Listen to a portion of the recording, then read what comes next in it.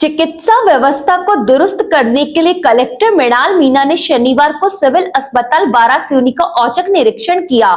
इस दौरान उन्होंने सिविल अस्पताल में ड्यूटी समय पर सभी चिकित्सकों की उपस्थिति दर्ज करते हुए रोगियों को इलाज के दौरान राज्य सरकार की मंशा के अनुरूप सभी सुविधाएं प्रदान करने के निर्देश दिए। कलेक्टर मृणाल मीणा ने पहले दवाई कक्ष का निरीक्षण कर दवाइयों की स्थिति जानी, जिसके बाद उन्होंने सफाई व्यवस्था की जानकारी ली। वहीं स्टाफ के कार्य से संबंधित चर्चा की, जिसमें उन्होंने आयुष्मान कार्ड हेतु विभाग के अधिकारी से क्लेम प्रक्रिया व रजिस्टर मेंटेनेंस संबंधित जानकारी ली। जब स्टाफ ने संतुष्टजनक जवाब उन्हें नहीं दे पाए तो कलेक्टर मीणा नाराज नजर आए और दूसरी बार हिदायत देने के बाद बात कही और जिला चिकित्सालय से एक जांच टीम गठन कर आयुष्मान योजना से संबंधित सभी चीजों की जांच करवाने जैसे क्लेम प्रोसेस व रजिस्टर से चेक करवाने की बात कही। निरीक्षण के दौरान कलेक्टर मृणाल मीणा ने कहा कि औचक निरीक्षण के दौरान उन्होंने पिछले दिनों की जानकारी ली और क्या क्या कार्रवाई अभी तक नहीं हो पाई है यह जाना। साथ ही ओटी जनरल वार्ड का निरीक्षण भी किया। उन्होंने बताया कि आगामी माह में अस्पताल का सर्वे होना है, इस संबंधित भी चर्चा हुई है। वहीं आयुष्मान कार्ड में कितने क्लेम फॉर्म प्रोसेस किए गए और दस्तावेजों का रखरखाव ठीक है या नहीं, संबंधित जानकारी प्राप्त की गई है। वहीं अस्पताल में पुराने निर्माण को गिराकर नया निर्माण होना है, उसकी प्रगति और आने वाले समय में क्या कार्रवाई होना है, इसकी जानकारी लेने की बात कही। के द्वारा क्या कार्रवाई करी गई है उसकी जानकारी ली गई है।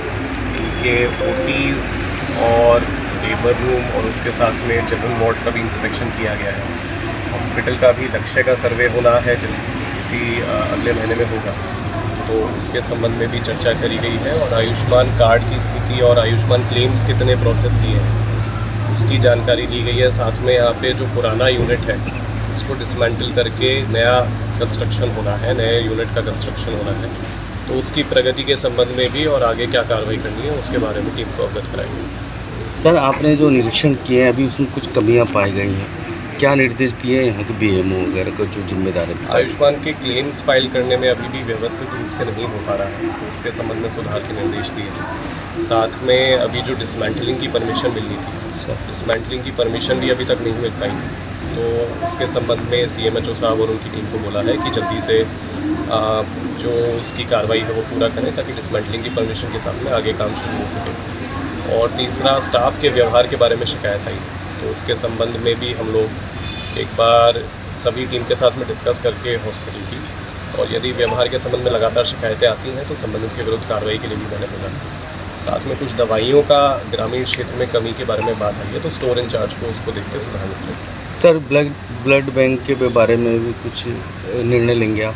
बहुत लंबे समय से मांग की जा रही है। ब्लड बैंक के संबंध में ये डिसाइड किया गया है कि पावर बैकअप, BLO साहब ने यहाँ पे मेन समस्या बताई है, तो पावर बैकअप तो जनरेटर से अरेंज किया जा सकता है और इसी के लिए उनको निर्देशित किया, और हम उम्मीद ये करते हैं कि उसके साथ में हम लोग जल्द एक ब्लड बैंक सैंक्शन करा के हम लोग उसका काम शुरू। सर, सफाई व्यवस्था कैसे देखते हैं अस्पताल के? आपने सफाई व्यवस्था पहले से बहुत बेहतर है और मेरे ख्याल से फीडबैक भी जो मैंने यहाँ पे लिया है वो सफाई व्यवस्था में सुधार आया है। निरंतर उसको इसी तरीके से मेंटेन करने की